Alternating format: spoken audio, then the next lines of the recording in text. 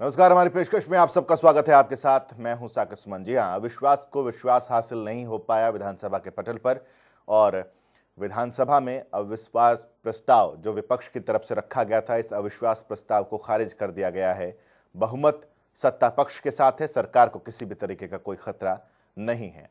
मुख्यमंत्री ने इस अविश्वास प्रस्ताव पर वोटिंग होने से पहले अपनी बातें रखी, बहुत सारी बातें उनकी तरफ से की गई, जरा सुनिए। अगर ये एमएसपी का कानून बनता है तो इसके दुष्परिणाम क्या क्या होंगे, 2-3 वाक्यों में बोलता हूं, इसका अध्ययन करें सब लोग। पहली बात तो ये है, और पंजाब और हरियाणा दोनों मिलाएं तो ये 16% के लगभग 11.85% बनता है। यानी वीट तो होता है दोनों का मिला के 28%, और पंजाब हरियाणा का राइस होता है 16%, लेकिन आज भी हमारे यहाँ टोटल का 55% हमारे यहाँ से प्रोक्योर होता है। अगर कहीं ये हो गया तो हमको ये जरूर अध्ययन कर लेना चाहिए। होगा नहीं होगा ये तो अब जो फैसले होंगे होंगे, लेकिन अगर हो गया तो इसमें सबसे ज्यादा लूजर अगर कोई रहेगा तो हरियाणा सबसे ज्यादा रहेगा, उसके बाद पंजाब रहेगा। लेकिन इतना मेरा कह रहा हूं मैं कि हम जो सरकारी खरीद करते हैं उस पर एमएसपी रहेगी रहेगी रहेगी। गलतफहमी मारेगी आपको, आपका राजनीतिक भविष्य खत्म होने वाला है, ध्यान रखो।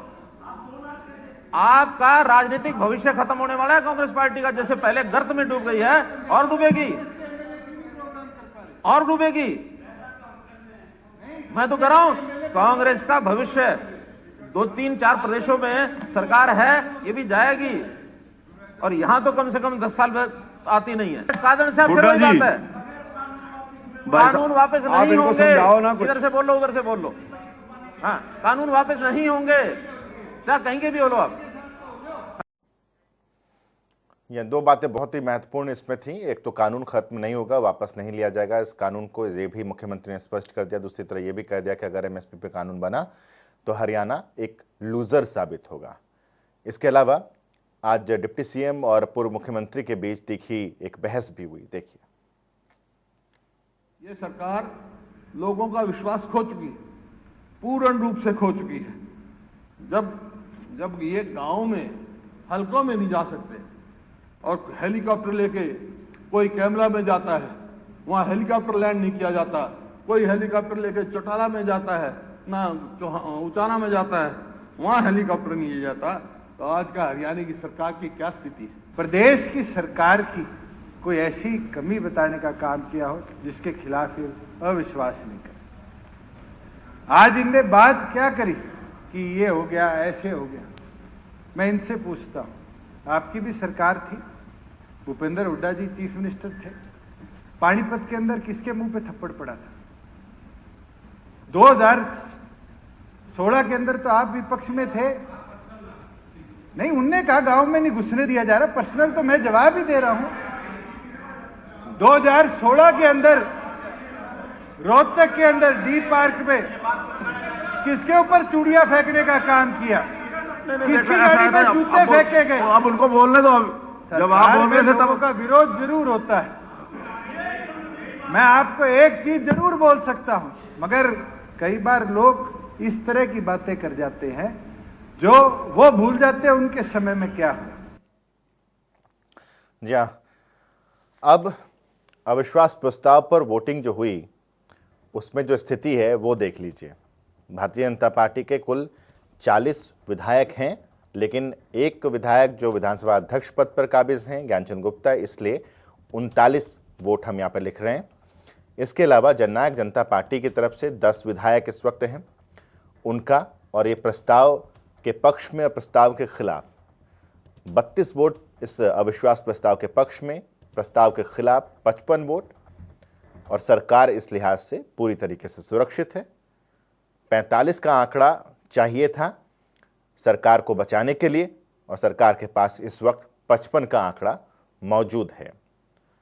आंकड़ों के लिहाज से अगर देखें तो 56 का आंकड़ा सरकार के पास है, क्योंकि विधानसभा अध्यक्ष तभी वोट करते हैं जब मामला टाई हो जाए, यानी कि बराबरी पर हो। तो ऐसे में ये अविश्वास प्रस्ताव जो कांग्रेस की तरफ से लाया गया वो खारिज हो गया है विधानसभा के पटल पर, क्योंकि इस प्रस्ताव के पक्ष में महज 32 वोट पड़े हैं और प्रस्ताव के खिलाफ 55 वोट। जो 55 वोट भारतीय जनता पार्टी के खाते में आए हैं, जेजेपी के खाते में, जो गठबंधन सरकार के खाते में आए हैं, वो इस तरीके से हैं: बीजेपी के 39, जेजेपी के 10, अदर्स 5 और गोपाल कांडा की पार्टी की तरफ से 1 वोट आया गोपाल कांडा का। तो इस तरीके से ये जो 55 का आंकड़ा पहुंचा, क्योंकि सुरक्षित रहने के लिए 45 का आंकड़ा चाहिए था।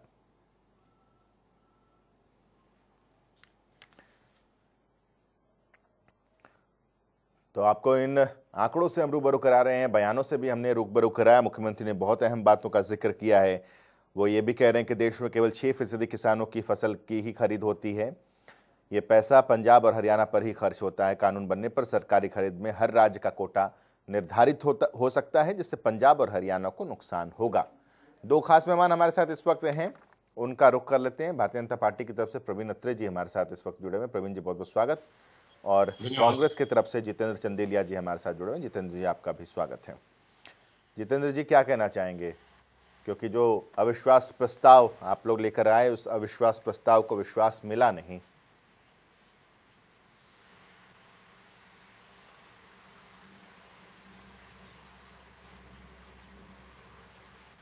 जितेंद्र जी बोलिए।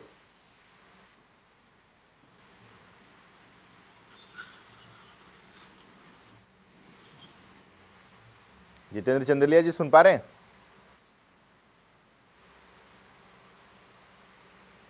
चलिए प्रवीण अत्रे जी से सवाल करते हैं। प्रवीण अत्रे जी, अविश्वास प्रस्ताव तो खारिज हो गया, जो संभावनाएं थी, अटकलें भी लगाई जा रही थी, लेकिन दिल्ली में चौधरी बीरेंद्र सिंह ये कह रहे हैं कि व्हिप अगर जारी नहीं होता तो हो सकता था कि चीजें कुछ और हो जाती। देखिए, ऐसा है साकेत, बहुत से लोग ऐसे हालात में अपने अपने व्यू रखते हैं, अपना अपना आकलन करते हैं, लेकिन आप भी जब इस अविश्वास प्रस्ताव का जिक्र भूपेंद्र सिंह हुड्डा साहब ने किया था, बाकायदा आपने भी विधानसभा के अंदर जो सदस्यों की संख्या के हिसाब से एक अपना विश्लेषण किया था, और उस वक्त मीडिया में भी ये बात पूरी तरह से स्पष्ट थी कि हरियाणा विधानसभा में बीजेपी जेजेपी गठबंधन सरकार के पास पूर्ण बहुमत है। और सभी मीडिया में भारतीय जनता पार्टी के प्रवक्ता, भारतीय जनता पार्टी के नेता लगातार ये बात आपके सामने रख रहे थे कि ये जो अविश्वास प्रस्ताव है, ये केवल भूपेंद्र सिंह हुड्डा साहब की एक राजनीति, या यूं कह लीजिए जो G23 बनाम कांग्रेस का जो विवाद चल रहा है, कहीं ना कहीं हुड्डा साहब जिस तरह की राजनीति किसानों के नाम पे करने की कोशिश कर रहे हैं, उसमें हुड्डा साहब को मुंह की खानी पड़ेगी। ये विश्लेषण आपकी तरफ से भी होता रहा है। लेकिन महत्वपूर्ण चीज ये है साकेत, अगर आपने देखा हो कि आज जिस तरह से ये अविश्वास प्रस्ताव गिरा, इससे एक बात साबित हुई कि लोकतंत्र लठ तंत्र से नहीं चल सकता। आज जिस तरह से लठ तंत्र के ऊपर लोकतंत्र ने विजय श्री प्राप्त की, वो एक रिमार्केबल कहूंगा, और डेमोक्रेसी के लिए ये बात कहूंगा कि एक बहुत बड़ा कदम है। आपने भी देखा, माननीय मुख्यमंत्री जी ने विधानसभा में जिस तरह से विपक्षी जो सदस्य थे, विपक्षी जो मित्र थे, उन लोगों का गुमान निकालते हुए एक बात कही, और बहुत गहरी बात है वो। जिस तरह से मुख्यमंत्री जी ने बाकायदा ये कहा कि आपको गुमान है कि मेरी उड़ान कम है, मुझे यकीन है कि ये आसमान कम है। और उसके साथ साथ उन्होंने ये बात भी कही कि सब समाज को सुखी रखना मेरा काम है। तो कहीं ना कहीं मुख्यमंत्री जी ने विधानसभा के पटल पे ये शब्द रखते हुए विपक्षी भाइयों को, विपक्षी मित्रों को ये बता दिया था कि जिस तरह की ओछी राजनीति किसान के नाम पे आप करने की कोशिश कर रहे हो, वो कामयाब नहीं होगी। साथ साथ उन्होंने ये भी बताया कि बतौर मुख्यमंत्री पिछले 6 साल से जो हरियाणा में मनोहर सरकार काम कर रही है, सबका साथ, सबका विकास, सबका विश्वास, इस मंत्र को पूरी तरह से चरितार्थ कर रही है, यह भी बाकायदा बताया गया। लेकिन यहाँ पे साकेत 2-3 चीजें हैं। जिस मुद्दे पे ये अविश्वास प्रस्ताव लेके आने की बात भूपेंद्र सिंह हुड्डा साहब ने कही थी, क्योंकि बार बार वो जिक्र कर रहे थे कि जो 3 कानून आए हैं, उन कानूनों का जिक्र कर रहे थे, और उन्होंने विषय भी ये बनाया कि इनके विरोध में अविश्वास प्रस्ताव जो है उसका आधार वो 3 कृषि कानून रहेंगे।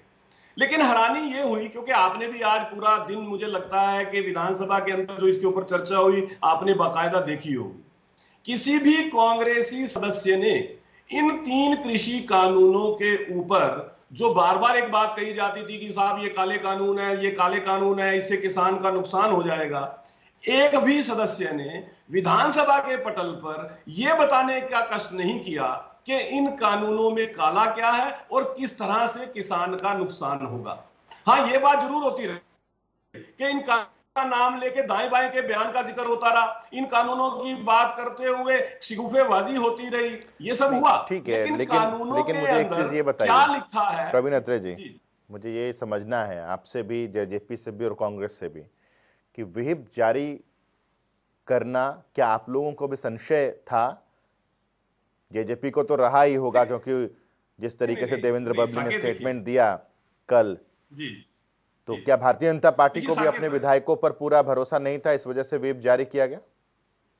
देखिए साकेत, ऐसा है, मैं सुन रहा था कुछ मीडिया के भाई जो है इस तरह का सवाल भी पूछ रहे थे, मुझसे भी एक मीडिया के भाई ने सवाल पूछा था।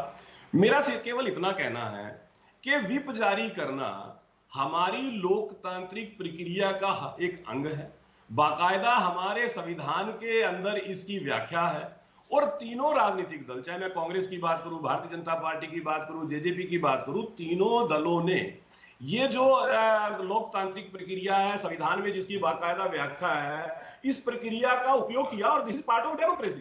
तो मुझे नहीं लगता कि कोई ये सवाल का विषय है। मैं तो इस प्रक्रिया पर सवाल नहीं उठा रहा, ना ही इस व्हिप में क्या होता है इसमें मैं सवाल उठा रहा हूं, ये तो अधिकार है, लेकिन मैं ये पूछ रहा हूं क्या भरोसा नहीं था क्या आपने विधायकों पर? नहीं, देखिए ऐसा नहीं होता है। कई बार क्या होता है कि कोई विषय विधानसभा में ऐसे होते हैं जिन विषयों के ऊपर हर सदस्य अपनी राय रखे बड़ा महत्वपूर्ण होता है, और उस विषय को हल्के में ना ले। कई बार ये होता है कि आपके साथ कोई फिजिकल प्रॉब्लम है या आपके साथ कोई काम है, आपका कोई घरेलू विषय है, तो कई बार सदस्य क्या करते हैं कि वो जो घरेलू काम है उसको ज्यादा महत्व दे देते हैं उस विषय के निस्बत जिसके ऊपर विधानसभा में चर्चा होनी है। तो ऐसे में हर राजनीतिक दल जो है व्हिप जारी करता है और सभी सदस्यों को यह कहता है कि आपने इस तारीख को विधानसभा में उपस्थित रहना है, ये मान इस विषय पे चर्चा चलिए होगी। मान लिया कि भारतीय जनता पार्टी ने इसी वजह से किया होगा, लेकिन भाग सिंह दमदमा साहब, आपको तो ये पता था कि आपके कई ऐसे विधायक हैं जो कि इस बिल के, इस अविश्वास प्रस्ताव के पक्ष में भी जा सकते हैं, क्या यही वजह था कि जेजेपी ने भी व्हिप जारी किया था?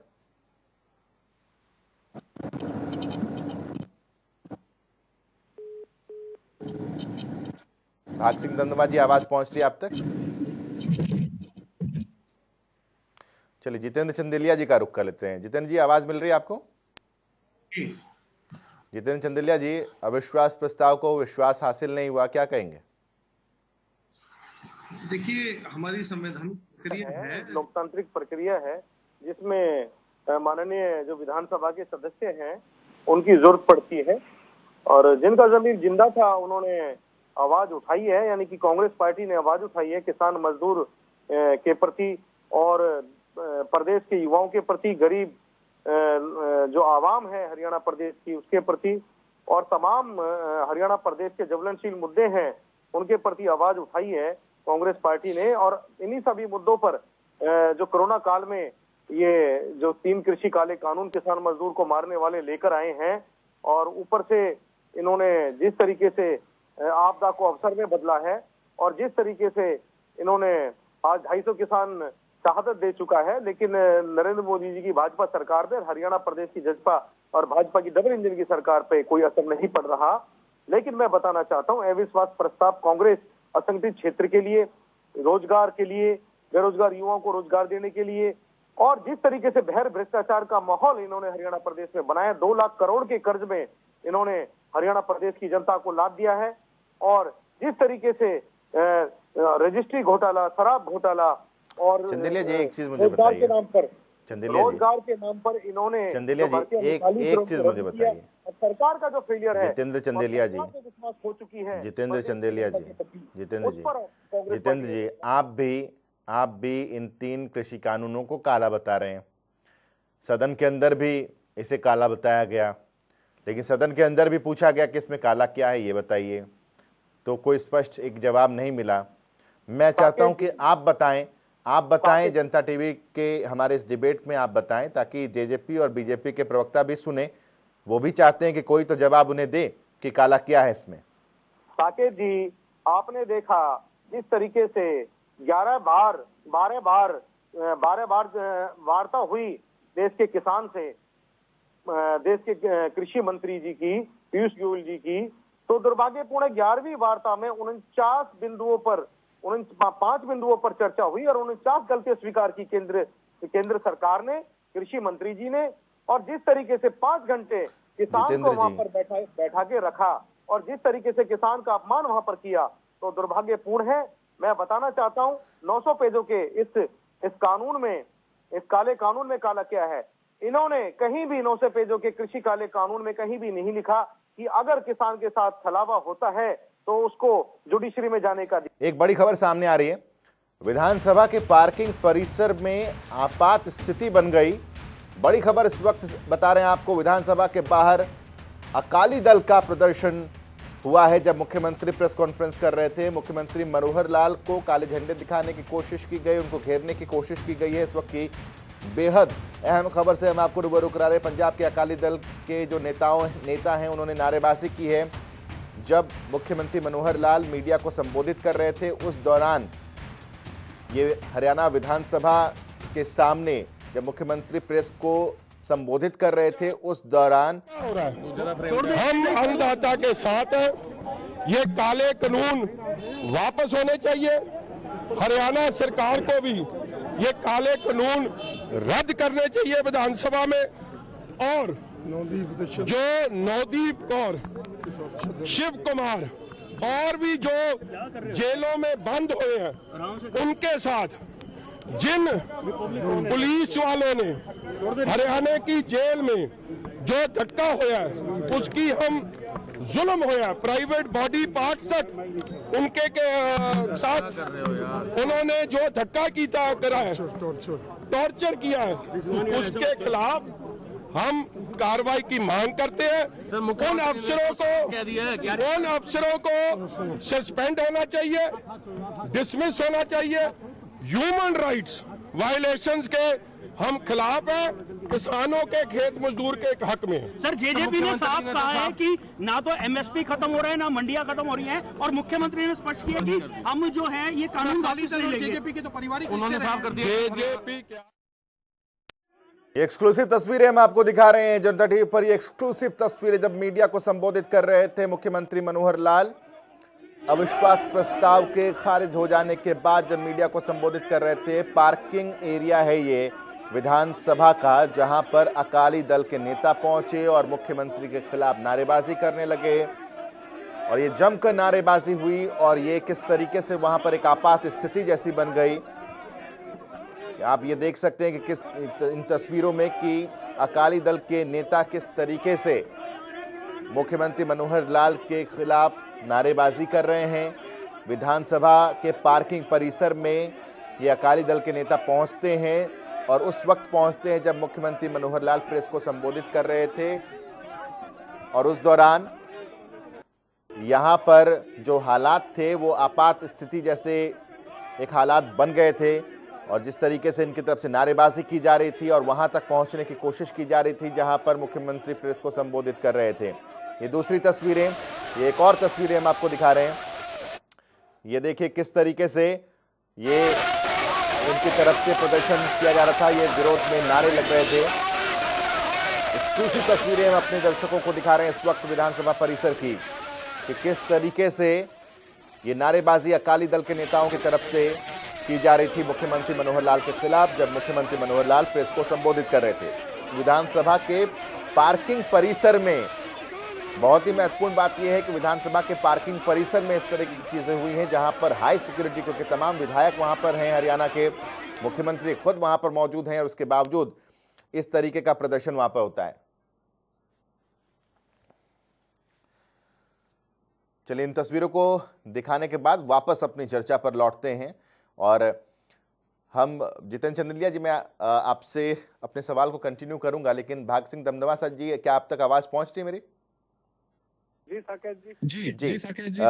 भाग सिंह जी, चलिए भारतीय जनता पार्टी ने तो ये कह दिया कि हमें तो किसी तरीके का कोई डर नहीं था, वे तो एक प्रक्रिया के तहत हम लोगों ने किया ताकि सबकी मौजूदगी रहे, लेकिन इतना तो तय है कि जेजेपी को डर था कि उनके कुछ विधायक जो हैं इस प्रस्ताव के पक्ष में वोट कर सकते हैं, जिनमें प्रमुखता देवेंद्र बबली का नाम भी सामने आता है, जो खुलकर बोल चुके थे। इसी वजह से जेजेपी ने व्हिप जारी किया। देखिए, लोकतांत्रिक अधिकारों का प्रयोग करता है तो उसको डर की परिभाषा देना कहां तक उचित है। अगर कांग्रेस ने व्हिप जारी किया था, किस कारण से किया था? क्या उन्हें इस बात का डर था कि हमारे 30 में से कम ना हो जाए? ऐसा नहीं होता। एक ऐसी प्रक्रिया है व्हिप जारी करना, उस स्थिति में होता है जहां एक ऐसा फैसला होता है जिसमें सभी की अनिवार्यता जरूरी होती है, या यूं कहूं कि सबकी उस कार्य के अंदर सहभागिता जरूरी होती है। इसलिए वो व्हिप जारी किया था कि इसके ऊपर सभी की जो वहां पे प्रेजेंस हो वो सबकी हो और फैसला वो सबके बीच में हो, और ये लोकतांत्रिक अधिकार का प्रयोग करते हुए व्हिप जारी किया है। और ऐसा भी नहीं दमदमा जी, मैं तो कांग्रेस से तो मैं पूछ लूंगा कि उन्होंने व्हिप क्यों जारी किया था, लेकिन मैं आपसे ये जानना चाहता हूं कि किसी के विधायक, चाहे वो कांग्रेस के विधायक हो या बीजेपी के विधायक हो, किसी ने नहीं कहा, कांग्रेस के विधायक ने नहीं कहा कि मैं इस अविश्वास प्रस्ताव के खिलाफ हूं, या बीजेपी के किसी विधायक ने नहीं कहा कि मैं इस अविश्वास प्रस्ताव के पक्ष में हूं। आपके विधायक बोले ना सर, तो सवाल तो आपसे बनेगा ना। देखिए, क्लियर हमारे विधायक ने अपनी स्थिति, क्षेत्र के हालात जो उनके साथ बात हो रही थी उस बारे में पूरा उन्होंने बताया, लेकिन उन्होंने कहा कि जो ये अविश्वास प्रस्ताव आएगा उसमें हम सरकार के साथ खड़े हैं और सरकार के साथ वोटिंग करेंगे। जिस प्रकार से सरकार के जो अविश्वास प्रस्ताव मेरे साथ डिबेट में थे, और मैंने इन्हें कल आंकड़े जो आज थे इनको आंकड़े बता दिए थे कि कल इस प्रकार के आंकड़े होंगे। और अच्छा भाग सिंह जी, एक चीज और बताइए मुझे, आपको गांव में घुसने दिया जाता है? आप शादी समारोह में जा रहे हैं, पहुंच रहे हैं, निमंत्रण मिल रहा है या नहीं मिल रहा? साकेत जी, निमंत्रण भी मिल रहा है और जा भी रहे हैं, लेकिन अगर आप उस चीज के ऊपर आए कि सबसे पहले इन कृषि बिलों के ऊपर जननायक जनता पार्टी ने कहा है, साकेत जी मुझे पूरी करने दीजिए, एक चीज और इंक्लूड कर देता हूं उसमें, एक चीज बता दीजिए फिर अपनी बात पूरी कर लीजिएगा। देवेंद्र बबली ने कहा कि लोहे का हेलमेट पहन कर जाना पड़ेगा, लोहे के अंडरगारमेंट्स पहन के जाने पड़ेंगे, तो आपने बनवा लिया है क्या लोहे का हेलमेट? देखिए साकेत जी, देवेंद्र बबली जी ने अपने हल्के टोहाने की बात की है जहां तक उनको जिन स्थितियों का सामना करना हो, इस बारे में तो बबली जी बताएंगे। ना तो किसी को हेलमेट की जरूरत है और ना किसी तरह से और किसी चीज की। जननायक जनता पार्टी ने पहले दिन ही क्लियर किया था कि जो कृषि कानून है इनमें कुछ संशोधन होना जरूरी है, और वो संशोधन एक बैठक के रूप में बैठकर वार्ता के अंदर ही हल होंगे। इस प्रकार से जैसे माननीय सर्वोच्च न्यायालय सुप्रीम कोर्ट ने इसके ऊपर रोक लगाने के साथ 4 सदस्यीय कमेटी का गठन किया है। हम यही चाहते हैं कि जो अच्छाइयां हैं उनको एक्सेप्ट किया जाए और जहां कमी है उसमें संशोधन कर किसानों की भी और सरकार की बातचीत से इस मसले का हल हो, और वो हमें लगता है कि वो हल भी जल्दी होगा। ठीक है, चंदेलिया जी के पास वापस लौटूंगा। चंदेलिया जी, मैं जो जानना चाह रहा हूं आपसे वो ये है कि आप कुछ पॉइंट्स बता पाएंगे क्या? मत कीजिएगा कि इतने दौर की बैठक हो गई और इतने पॉइंट्स हो गए। मैं आपसे जानना चाहता हूं, कांग्रेस से जानना चाहता हूं मैं कि वो चुनिंदा पहलू क्या है जिसको लेकर के आप कहते हैं कि ये 3 कृषि कानून काला है। पॉइंट नंबर 1 साकेत जी, जितेंद्र चंदेलिया जी। साकेत जी, 2006 में आपने देखा बिहार में जिस तरीके से एपीएमसी एक्ट को रद्द किया गया, जिस तरीके से वहां पर रद्द की गई, वहां 5 एकड़ का किसान आज हरियाणा पंजाब के अंदर, आप देश के और कोनों में, दिल्ली में, प्रवीण अत्रे जी नोट कीजिएगा, जवाब लूंगा आपसे, वो मजदूरी करता है, क्योंकि वहां पर एपीएमसी एक्ट रद्द करने की वजह से, मंडियां रद्द करने की वजह से वहां की हालत बद से बदतर हो गए हैं। मैं आपको बताना चाहता हूं, जिस तरीके से देश के किसान को मारने के लिए 3 कृषि काले कानून कोरोना काल में ये लेकर आए हैं, भारतीय जनता पार्टी की सरकार लेकर आई है, वो दुर्भाग्यपूर्ण है। जिस तरीके से एमएसपी का रिटर्न में नहीं लिखा जाना, वो दुर्भाग्यपूर्ण है। मैं बताना चाहता हूं आपके चैनल के माध्यम से, किसान को जुडिशरी में जाने से रोका गया। अगर किसान के साथ छल होता है, कोई प्रपंच करता है, कोई छलावा करता है किसान के साथ, किसान को ठीक है ना, एक पॉइंट करके चलते हैं ना, एक पॉइंट करके चलते हैं जितेंद्र चंदेलिया जी, ताकि बहस को और हम सार्थक बना पाए बहस को। प्रवीण अत्रे जी, पहला पॉइंट बिहार से तुलना किया, हालांकि आज मुख्यमंत्री ने भी सदन के अंदर बिहार के मसले पर जवाब दिया, लेकिन मैं चाहूंगा कि आप जितेंद्र चंदेलिया जी को जवाब दें यहाँ पे। देखिए ऐसा है साकेत, पहली चीज ये है कि एपीएमसी जो है वो स्टेट एक्ट होता है और हर स्टेट के अंदर एपीएमसी के नॉर्म्स हालांकि अलग अलग हैं। चंदेलिया जी से पहले तो मेरा सवाल ये है कि बिहार ने 2006 में एपीएमसी एक्ट में बदलाव किया था, बिल्कुल ठीक। केरला के अंदर एपीएमसी बिल्कुल खत्म कर दिया गया था। राहुल गांधी केरला का प्रतिनिधित्व करते हैं। आज तक राहुल गांधी ने क्यों नहीं ये आवाज उठाई कि केरला के अंदर एपीएमसी लाया जाए, नंबर 1। नंबर 2, पंजाब सरकार ने, कैप्टन अमरिंदर ने वेजिटेबल और फ्रूट को एपीएमसी से बाहर निकाल दिया था। वहां पे कांग्रेस चुप्पी साधे क्यों बैठ जाती है? और सबसे बड़ी महत्वपूर्ण बात, जो बिहार का उदाहरण दिया जाता है, आप रिकॉर्ड चेक कर लीजिए, 2006 के बाद बिहार के किसान की आमदन में 4 गुना इजाफा हुआ है। इकोनॉमिक सर्वे रिपोर्ट चेक कर लीजिएगा।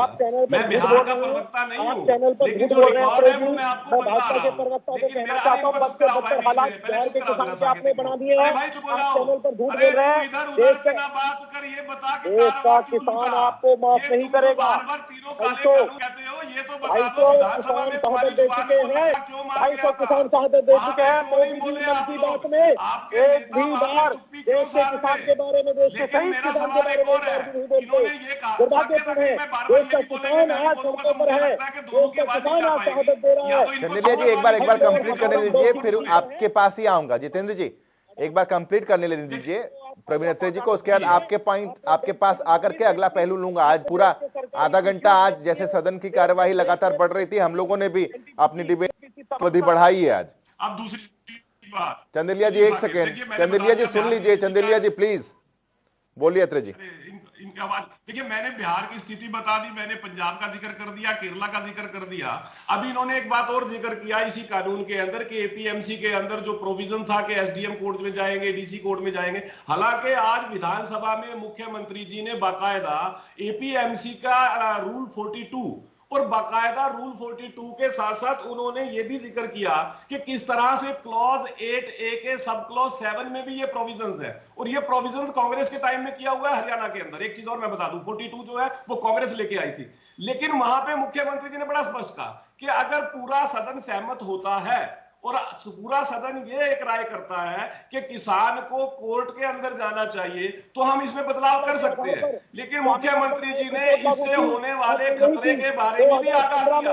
2015 में आपने ऑनरेबल सुप्रीम कोर्ट के अंदर हलफनामा दायर किया। 2015 में किसान के खिलाफ आपने 2011 में जब कंज्यूमर अफेयर कमेटी के चेयरमैन थे और मुख्यमंत्री गुजरात थे नरेंद्र मोदी जी, तो उन्होंने एमएसपी देने के लिए मसौदा तैयार किया और कई मुख्यमंत्री के पास हस्ताक्षर कराए, और वो मसौदा उन्होंने एमएसपी देने के लिए आग्रह किया उस समय के प्रधानमंत्री मनमोहन सिंह को। लेकिन जैसे ही 2015 में सरकार में बात आती है और नरेंद्र मोदी जी अरे भाई अपने नेताओं से पूछ लेते कि यार विधानसभा में उनकी जुबान को लकवा क्यों मारा हुआ था? किसान के लिए आपने किसी कानून के बारे में बात की, क्यों नहीं बताया कि इसमें किसान के खिलाफ क्या है? क्यों जुबान पे लकवा जाता है आपके? वहां पे चुप्पी क्यों साध जाते हैं आप लोग? देखिए हो क्या रहा है, एक बड़ा दुखद है और मैं कहूंगा हैरान करने वाला भी है साकिब। हुड्डा साहब ये कहते हैं कि मुझे तीनों कृषि कानूनों पे कोई एतराज नहीं है। ये बात हुड्डा साहब ने विधानसभा में कही है, ऑन रिकॉर्ड कही है कि इन तीनों कृषि कानूनों पे कोई एतराज नहीं है। लेकिन राहुल गांधी और प्रियंका गांधी लगातार किसान पंचायत करते घूम रहे हैं, लगातार विरोध कर रहे हैं।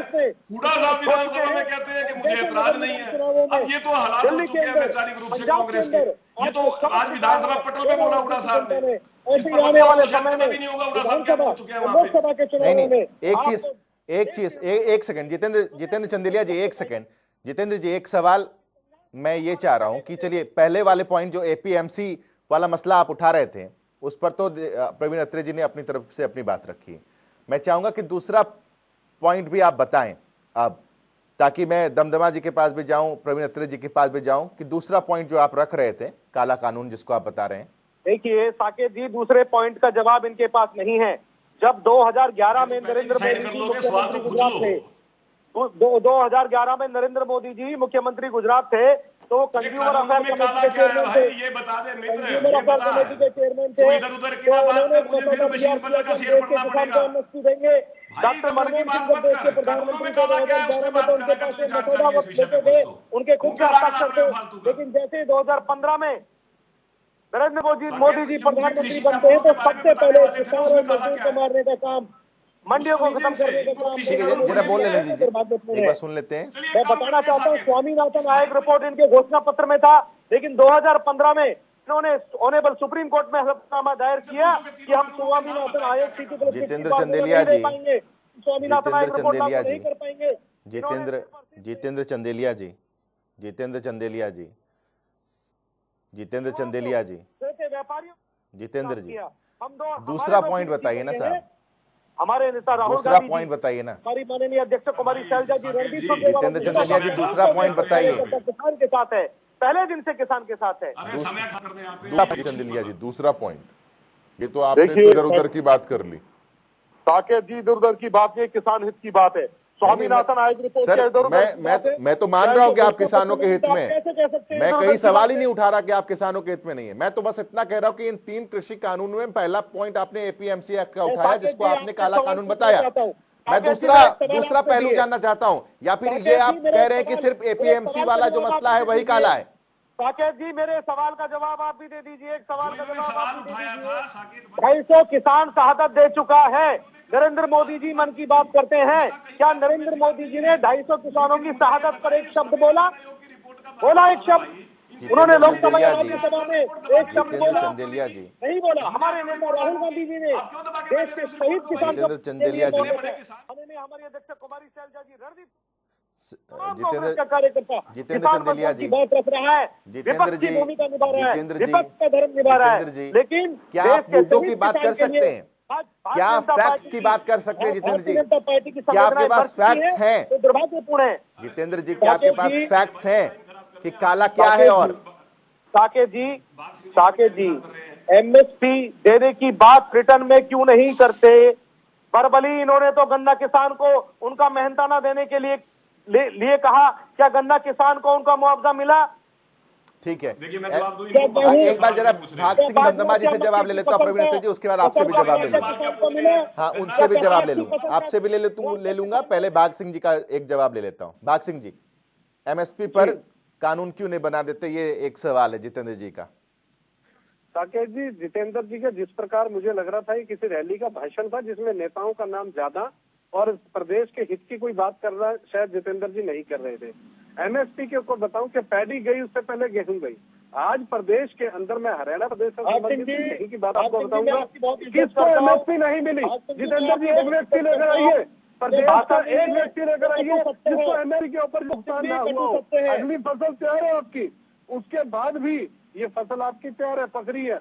जिसको एमएसपी पिछली बार नहीं मिला, एक व्यक्ति को लेकर आइए, और जिसको अब ना मिले आप उसको लेकर आइए। आप बेवजह की बात मत कीजिए। कहीं भी इस प्रकार का जिक्र नहीं है कि प्रदेश में ना तो एमएसपी खत्म है, ना मंडी खत्म है। बात दस्तूर, आपकी पिछली फसल इसी कानून की बातचीत के दौरान वो फसल मंडियों के अंदर गई है। और एमएसपी के ऊपर जितेंद्र जी हमारे बात मत कीजिए। रिकॉर्ड बोलता है एमएसपी के ऊपर किसानों को उनकी फसल का भुगतान हो रहा है। एमएसपी के ऊपर जितेंद्र जी हेल्दी डिबेट कीजिए। मैं कल भी कहा था, अच्छे श्रोता वक्ता अगर अच्छे हो तो श्रोता भी बनिए। आप दूसरों की सुनते नहीं है, आप में सबसे बड़ी कमी है।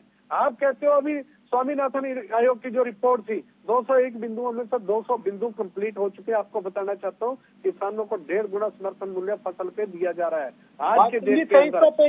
2300 पेजों की रिपोर्ट, मैं आप कह रहा हूँ 200 बिंदुओं पे काम कंप्लीट हो चुका है। किसानों को उस चीज का सभी लाभ मिल रहे हैं। लेकिन अगर आप इसी के ऊपर बात करेंगे, जिस प्रकार से एक पहली रेड थी कि सारे के सारे कानून निरस्त कर दिए जाएं, इस प्रकार से हुड्डा साहब ने भी कहा था कि इसके अंदर सारे कानून नहीं हो सकते। आप अपने नेता की बात को तवज्जो देंगे या किसी और की बात को? आपके नेता ने कहा कि ये नहीं रद्द हो सकते, कहीं परिवर्तन, हाँ उसके लिए बैठे तैयार बैठे। जहां इसमें परिवर्तन की, संशोधन की कहीं है, उस चीज के लिए सरकार तैयार बैठी है। उस चीज में संशोधन भी होगा, सारे रद्द नहीं होंगे, लेकिन जहां संशोधन की जरूरत है उसका सही प्लेटफॉर्म उपयोग कीजिए। उसका सही, कांग्रेस इस प्रकार की हताशा में न जाए, उसका सही प्लेटफॉर्म है। अगर माननीय सुप्रीम कोर्ट की बात करते हैं तो वहाँ बैठी है और उसमें किसानों के साथ बैठकर इन बिंदुओं पर चर्चा भी होगी और इसका समाधान। ठीक है, इसी सवाल का जवाब एक बार प्रवीण अत्रे जी भी दे दें ताकि जितेंद्र जी को संतुष्टि हो थोड़ी। देखिए ऐसा है साकेत भाई, मैं एमएसपी के बारे में बात करूंगा, लेकिन एक बात जो मैं दोबारा से रिपीट कर रहा हूं, आज विधानसभा में ऑन रिकॉर्ड भूपेंद्र सिंह हुड्डा ने ये कहा कि मुझे इन 3 कृषि कानूनों से ऐतराज नहीं है। ये ऑन रिकॉर्ड कही है उन्होंने बात। अब बात करते हैं एमएसपी की। देखिए बड़ा हैरानी होती है, एक एक फसल का अगर आप ब्यौरा उठा के देखेंगे, आज बाकायदा विधानसभा में भी ये रिकॉर्ड रखा गया कि कांग्रेस के टाइम के अंदर 2013-14 के अंदर जो सरसों थी उसकी एमएसपी 3000 रुपए थी, जबकि हमारी सरकार जो है इसमें एमएसपी हो जाती है 4650 रुपए। और सरसों कांग्रेस के समय में एक दाना नहीं खरीदी गई। हमने पिछले सीजन में 7.5 लाख मीट्रिक टन सरसों की खरीद की। बाजरा की एमएसपी 13-14 के अंदर 1250 थी, जो आज के टाइम में 2150 रुपए है। कांग्रेस ने एक दाना बाजरा किसान का नहीं खरीदा, हमने 7.36 लाख मीट्रिक टन बाजरे की खरीद की। चना जो है जिसकी 2013-14 में एमएसपी 3000 रुपए थी, आज उसकी एमएसपी 4875 रुपए है। कांग्रेस ने एक दाना चने का नहीं खरीदा, हमने 10,636 टन जो चना है वो किसान का खरीदा। सूरजमुखी, कांग्रेस के टाइम में कोई एमएसपी नहीं होती थी सूरजमुखी की, हमारी सरकार आई, आज 5,650 रुपए एमएसपी है सूरजमुखी की। इसके अलावा मक्का, कांग्रेस के टाइम में कोई एमएसपी नहीं थी, लेकिन हमारे टाइम के अंदर सरकार ने बाकायदा 1850 रुपए आज मक्के की एमएसपी है। 416 मीट्रिक टन जो है मक्का सरकार ने किसान का खरीदा है। मूंग की कांग्रेस के टाइम में कोई एमएसपी नहीं होती थी, भारतीय जनता पार्टी की मनोहर सरकार आती है, 7,196 रुपए मूंग की एमएसपी है। तो मैं यहाँ पे ये जिक्र कर रहा हूं, जो ये किसान हितैषी होने का ढोंग कर रहे हैं, ड्रामा कर रहे हैं, लगातार झूठ बोल रहे हैं, साहब किसान का अनाज ही खरीद एमएसपी पे। और आप तो वो लोग हो, जून 2006 में स्वामीनाथन आयोग साहब की रिपोर्ट आती है, झूठ बोलने का काम आपने देश के किसान से किया, रिपोर्ट को दबा के बोलने का काम आपने देश के किसान से किया, मजदूर से किया, इस देश के आम आदमी से किया, और सबसे बड़ी बात बेरोजगार युवाओं से किया, आतंकी क्षेत्र के लोगों से आपने किया, छोटे व्यापारियों से किया। ईश्वर सिंह जी जो झूठ बोलने का काम भाजपा सरकार नरेंद्र मोदी जी ने किया। जुमलों की सरकार आपकी है। देश का मजदूर, देश का किसान आपको कभी माफ नहीं करेगा। नरेंद्र मोदी जी के राज में काले राज के रूप में याद किया जाएगा। 250 शहादत किसान देता है और 250 शहादतों पर एक भी टिप्पणी देश के प्रधानमंत्री नरेंद्र मोदी जी की नहीं है। आप दोनों को रोक रहा है एक बार जितेंद्र चंदेलिया जी के पास वापस लौटते हैं। जितेंद्र चंदेलिया जी, अब आप तीसरा पॉइंट रखें। जितेंद्र चंदेलिया जी, काला क्या है? देखिए साकेत जी, सबसे जो चिंताएं बढ़ाता है किसान की कृषि काले कानूनों में, अगर किसान के साथ कोई कंपनी, कोई फर्म अगर छलावा करती है तो किसान को सिर्फ जुडिशरी, सिर्फ एसडीएम और डीसी के पास सीमित रखा गया था, लेकिन जुडिशरी में जाने के लिए उनको मना किया गया था, कहीं भी रिटर्न में नहीं था, जो दुर्भाग्यपूर्ण है। ऐसा क्यों? यहाँ पर चिंताएं किसान की बढ़ गई हैं। इसमें तो संशोधन हो गया, संशोधन की बात तो कह दी इसमें। आप सुन लीजिए साकेत जी, एसडीएम और डीसी सरकार के नौकर होते हैं, सरकार के नुमाइंदे होते हैं, सरकार के इशारे पे काम करते हैं। जुडिशरी में जाने के लिए 900 पेजों के कृषि काले कानून में किसान के लिए क्यों नहीं लिखा गया? अगर कोई कंपनी, कोई फर्म उनके साथ छलावा करती है तो दुर्भाग्यपूर्ण है। जवाब दीजिए अत्रे जी, मैं अत्रे जी से पूछना चाहता हूँ, जवाब दीजिए, छलावा नहीं था क्या? देश के किसान के साथ छलावा नहीं था क्या? तो अरे सुनो, के ऊपर अगर आपने आज विधानसभा का सत्र देखा होगा तो आपको पता रहता कि मुख्यमंत्री जी विधानसभा के सत्र में बोल चुके हैं इस विषय पे। बाकायदा एक कमेटी बनाने की बात कह दी है। हुड्डा साहब को कहा गया है कि अगर पूरा बनाने की बात कही है, बनाने की बात कही है, बनाने की बनाया नहीं है, अगर आप चाहते हैं कि वो कोर्ट में जाए कानून नहीं बनाया है, ये प्रावधान कर दिया जाएगा। ये तो आज विधानसभा में बात हो चुकी है, आप फिर उसी बात को दोबारा लेते हैं। दूसरा विषय बताइए, अगर कोई है आपके पास, तीसरा विषय बताइए अगर है आपके पास। नीति है, केवल यहाँ पे चिल्लाने से काम नहीं चलेगा, नीति है, तथ्य होने जरूरी है, जानकारी होना बड़ा जरूरी है, चिल्लाने से काम नहीं बनेगा। मुझे केवल एक बात बता दीजिए आप कि आपकी सरकार 10 साल रही, क्या वजह रही कि 10 साल के अंदर किसान और कृषि का जीडीपी में योगदान लगातार कम होता चला गया? मुझे वो बता दीजिए, जब आप 2004-5 में सत्ता में आए थे, देश की जीडीपी में कृषि क्षेत्र का योगदान 30% से घट के 15% क्यों रह गया था? वो सब जवाब दे दीजिए। मुझे एक बात और बताइए, जब आपकी सरकार हरियाणा में थी तो आप 3,000 में प्रति एकड़ मुआवजा देते थे किसान को, आपने 3,000 से ज्यादा क्यों नहीं दिया? जबकि वर्तमान सरकार 12,000 रुपए प्रति एकड़ मुआवजा दे रही है। इसके ऊपर आप थोड़ा बता दीजिए कि आप कितने बड़े किसान हितैषी हैं। जिस वक्त देश के अंदर मोदी जी की सरकार आती है आप हरियाणा प्रदेश में नहीं देश में अपना विश्वास खो चुके हैं। नरेंद्र मोदी जी अपना विश्वास खो चुके हैं, भारतीय जनता पार्टी की सरकार अपना विश्वास खो चुकी है। मैं बताना चाहता हूँ आने वाले समय में आपने जो धैर्य भ्रष्टाचार का माहौल बना रखा है, आए दिन हत्याएं होती है, आए दिन ठीक है, एक सेकंड जितेंद्र चंदेलिया जी, जितेंद्र चंदेलिया जी एक सेकंड, जितेंद्र जी एक सेकंड, एक बहुत बड़ा खुलासा करना चाहता हूँ, बताना चाहता हूँ।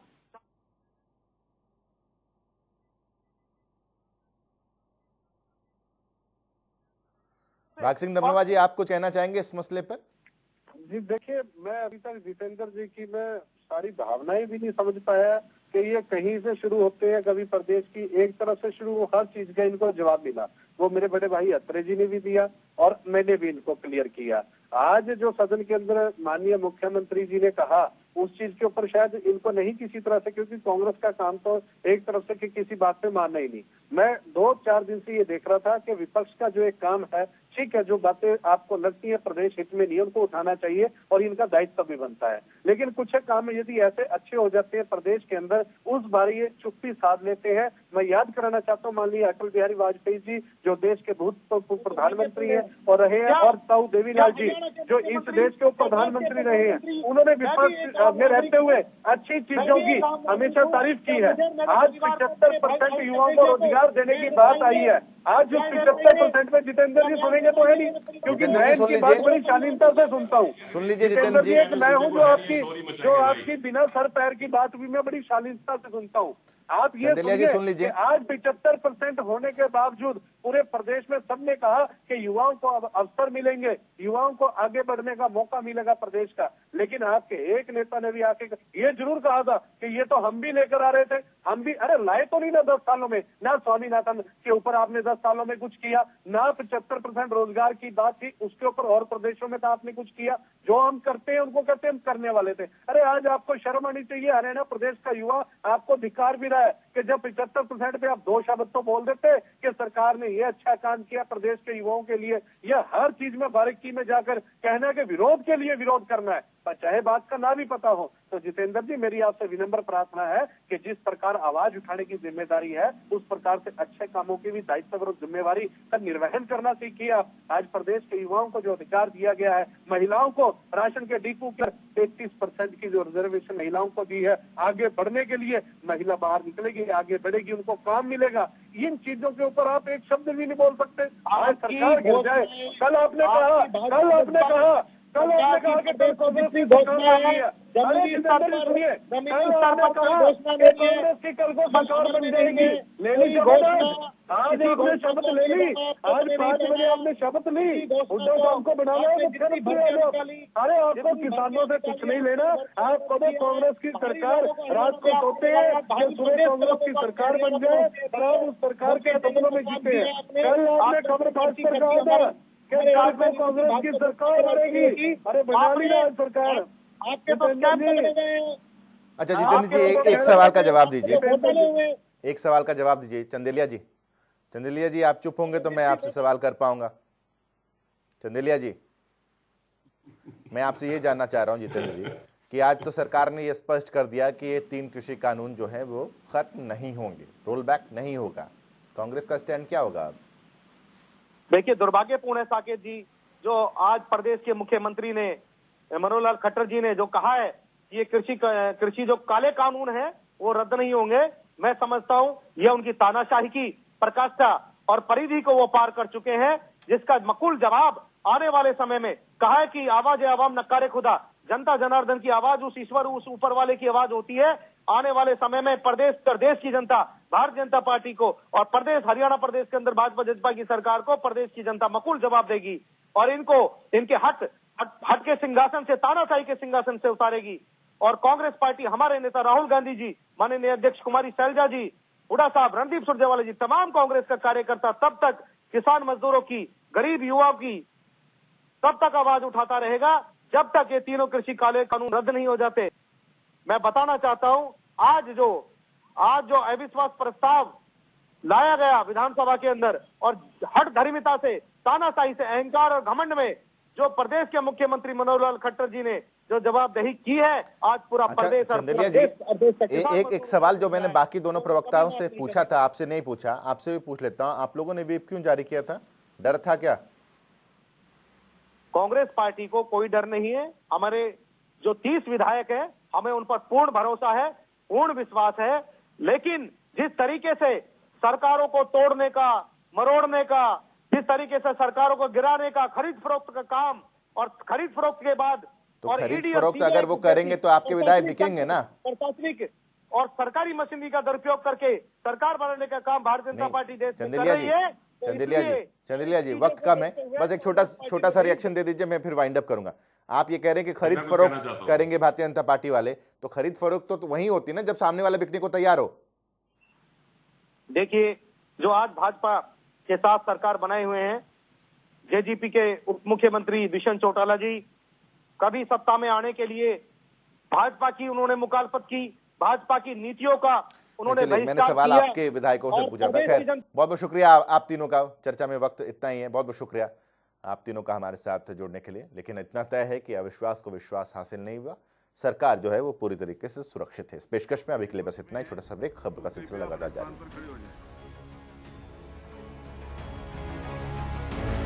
32 सदस्य अविश्वास प्रस्ताव के पक्ष में अपने स्थान पर खड़े हुए हैं और 55 सदस्य अविश्वास प्रस्ताव के विपक्ष में अपने स्थान पर खड़े हुए